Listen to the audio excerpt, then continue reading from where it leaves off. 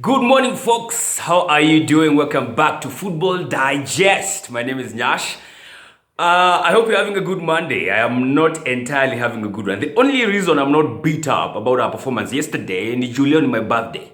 Otherwise, I would be going nuts with anger and everything else. But yeah, that's the only reason why I'm be smiling today. Other than that, gosh, I got absolutely nothing to smile about because, this weekend, Maze. Hey, especially yesterday. You know what? I don't even focus on what happened on Friday or Saturday. I just want to focus on our game today. Because yesterday was, gosh, I don't even know where to start. 3-0 loss at home against Aston Villa. Yeah, let that sink in. 3-0. We did not score even a single goal. I cannot remember any chances that we created. Oh, I do remember one chance that we created. And what I remember about that one, it was squandered by one Alexander Lacazette. Yeah. You know, this season I can actually count the number of times Alexander has squandered chances for us as Arsenal, which in more often than not, these are games to mend out to lose. Liverpool comes to mind first. We were almost winning that game. If he had scored, Lacazette had two clear-cut chances that day. 2 one-on-ones against Alisson, and he could not beat him. 2 one-on-ones, not offside, clean. 2 one-on-ones, he could not convert them. Same Lacazette, the one I remember vividly after that is the Leicester City game. Akaekewa cross safi sana. Mafuta yani ile cross unajua tu msee anafaa tu convert hii. We all know what he did. I think that day actually he's going to choose 2 chances. Yesterday, amekewa cross safi. All he had to do is make a little jump and he's putting that in the back of the net. But yeye ni nani? Which makes me wonder why Kwani Lacazette, I don't know what's up, man, because he's getting game time, game in, game out, week in, week out. He's getting game time and he's scoring chances, yet Ateta bado ana insist kumchezesha. Got me wondering, like, kwani umse kwa training anacheza kama Lewandowski ama? I don't get it, as in he's not having a good output for us, game in, game out. He's not scoring goals, but he's always starting. Another guy who's doing the same shit is Willian. Willian is doing absolutely... If you are a winger, for me, the first thing I would expect is for you to be running at defenders. Have a go at them. Run at them direct. Because I think Willian can be direct like that. I mean, I was watching him at Chelsea, of course, I know how he can play. So, when he's not doing that at Arsenal, and he's getting game in, game out, game time wanapewa yote ya nini? As in, got me wondering, do these dudes have nudes on Ateta or something? Because it makes no sense. These dudes have been having terrible performances, game in, game out.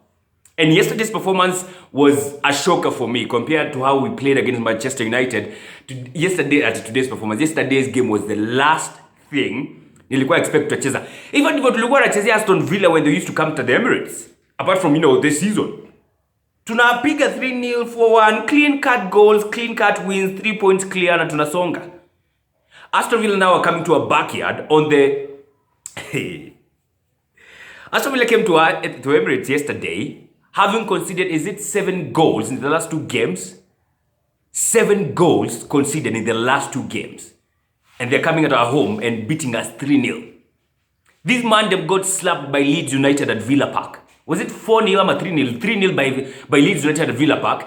And makes me remember that the next game you're going to play, we shall be playing against Leeds United away from home.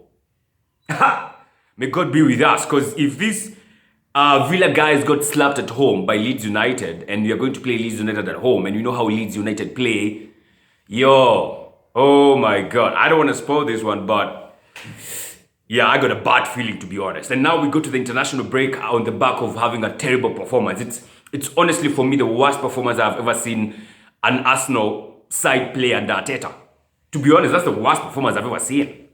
It's the worst, to be honest. We created nothing. We did nothing. We were out-muscled. We were outplayed, outthought. If you look at all the goals, these guys were up for it from the word go. They actually scored a goal, which should have been a warning sign for those Arsenal players. I think the first minute already walikuwa shafunga bao clean. Thank God kuna VAR could saved us there. I never thought I would come to a point where I would say thank God kuna VAR. Because kasi VAR, yesterday we were on the cusp of getting beat 4-5. It's by God's grace, honestly, that we only got beat 3-0. Honestly. And Ateta is insisting on the same side, same formation, tukiwa tunacheza home, tukiwa tunacheza away. Now, I like Arteta, I love him, I absolutely support him as an Arsenal fan, but man, hiyo squad aliweka jana, okay, tunacheza away, I get it. Tunacheza away against Manchester United, I'll absolutely agree with it. But when you're playing home, at home, seeing your protagonist, to quote Unai Emery, if doesn't get more crazy than me quoting Unai Emery, we cannot be protagonists when you are that defensive, Maze. Jana, we were all over the freaking place. Holding yesterday was an absolute shadow of the holding I saw at Old Trafford. He was twisted, he was stunned, nika chapati yani. Kuzungushwa tu.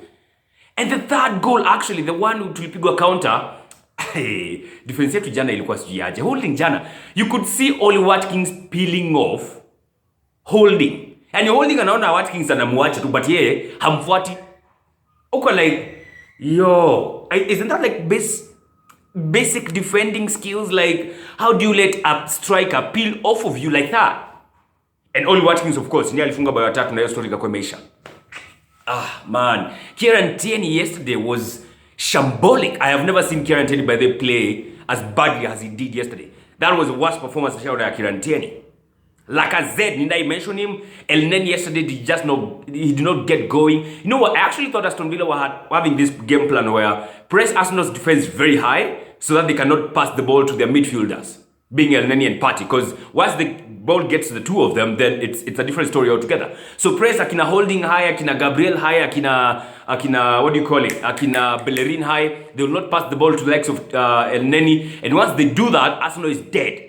Because we don't have creative midfielders. So if you cut out our two midfielders from getting the ball, then we are not doing anything. And then from the low block of defending that they did, we can't do anything. Against teams that are defensive, you saw the same against Leicester City. They are very defensive and they hit us on the counter-attack and they are very efficient in that and they score goals and they won the game. Aston Villa yesterday was almost kind of different because they were pressing us high and then once they don't win the press, they go and defend in a very low block, compact like crazy. So they force Arsenal wide because they can't play through the middle. Once you go out wide, the only thing you can do is put in crosses. Wakona Tyrone Mings uko na boy mwingine mrefu huko, amuwezi pata hizo balls, amuwezi pata hizo vichwa. So gameplay Aston Villa yesterday, it worked 100%. And for us, tunaenda international break tukiwa the banter club. And football is crazy, man, because at one point in time, I thought Man United were going to be the banter club because we just battered them last weekend. And then they were going to play Everton, which I thought this one is going to be tricky. So this man, them might just go to the international break wakiwa the banter club. Arsenal, as in the loss yesterday that we suffered, quickly erases everything that we have ever done. It erases the memories of Old Trafford, as in, because what's the essence of beating Manchester United at Old Trafford and losing 3-0 at home the next weekend? What's there? Okay, it's better because hakuna Aston Villa fans wengi, but still, maze, okay, I would not want to lose to Man United, to be honest. I would love to take the win at Old Trafford, but by God, I thought we were going to follow it up with another win at home. When I remember how we played at home against Leicester City, I thought we were going to get rid of those ghosts and shit. It did not work.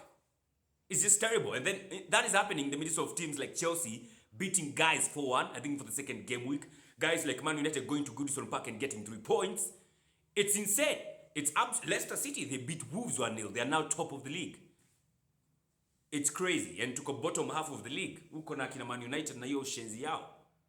It's fucked up. It's fucked up that I thought that after beating Man United, you know what, we've turned the corner. Because honestly, I did think that. I thought, tumepiga Man United, we have totally turned the corner this one. Hii Aston Villa tutapiga.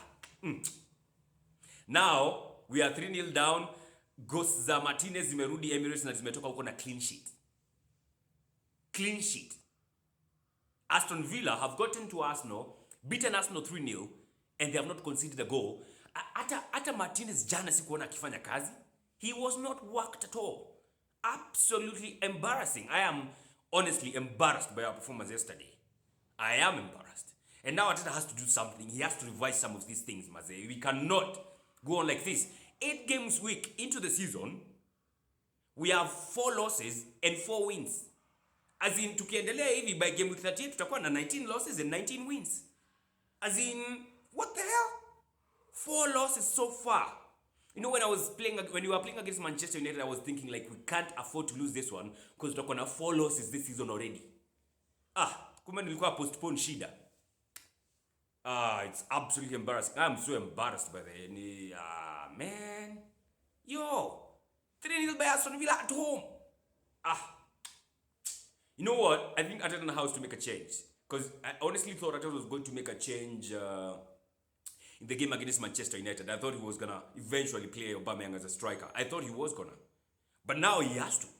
As in, we cannot we cannot insist on playing this formula where you put Aubameyang out of the wings, he doesn't get shit. When we put Willian out of the right wing, he doesn't create anything. When we put guys like, okay, Saka jana alikuwa, Saka tuseme the last 2 games amekuwa na bad performances. Amekuwa kind of poor. You know, because even the first goal, alifunga own goal, poor concentration by there, because I was seeing him. Nilikuwa naona, ni Trezeguet ama ni target. Trezeguet alikuwa naangalia naona Saka hamuoni. Na kwa nyuma ya Saka, lakini Saka haoni. And he prayed on that till the last time when he got the ball. And wakati Saka alishutukia, oh my god, kuna mse nyuma yangu, ilikuwa on goal. So Saka kidogo in the last 2 game weeks amekuwa tad poor. He needs to pull up his socks. Kasivu akule bench kidogo. Alright? We need to see guys like Nelson coming in.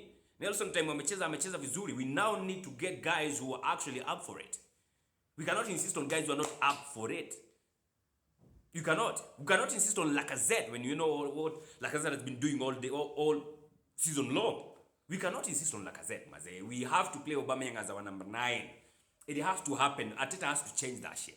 We cannot continue playing a back 3 when you're even playing at home. Playing at home, a back 3 against Aston Villa? Apana, no way. We need to get a creative guy in that middle of the park. Ikweni El Neni, Pate, na mse creative hapo kani is a bios or something. There has to be. There has to be, man. We cannot continue playing like the way we are right now. It's just terrible. It's absolutely terrible and embarrassing when you're playing like that at home and getting beat. When you're negative like that at home, and you still get beat. Yo. So we go to the international break, and next up after the break, it's Leeds United. Wow. May God be with us. We will need him.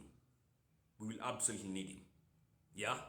Besides that, yo, it's my birthday. I will totally enjoy it. I will try to have a good time. I'll try. And I'll welcome all those birthday wishes. They will come in handy maybe for me. Yeah. Alright. That's it. Have a good weekend. No, good week. See, I'm confused already. I'm confused. Have a good week.